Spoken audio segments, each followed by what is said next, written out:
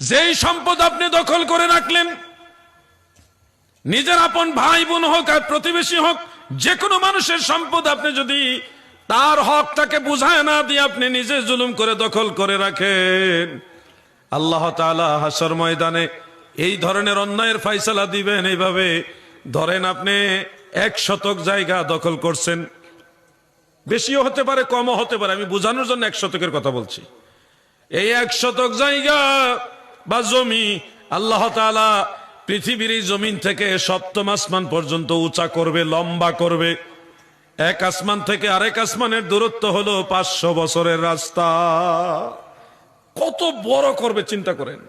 আপনি যে জোর করে দখল করে রাখছেন, এই জন্য আল্লাহ তাআলা বলবে এটা তো তোমার দরকার, এই জন্য তো তুমি দখল করেছো, এটা আমি নিব না, এটা আমি তোমাকে দিয়ে দিলাম, নাও, আরো বেশি করে দিলাম। জমিন থেকে 7ম আসমান পর্যন্ত এটা লম্বা করে যেই পরিমাণ ওজন হওয়ার কথা, ওই পরিমাণের ওজনের একটা আগুনের জিঞ্জির আপনার গলায় দিবে, না পারবেন এটার ভার বইতে, না পারবেন সইতে, চিৎকার মেরে মেরে কান্দা।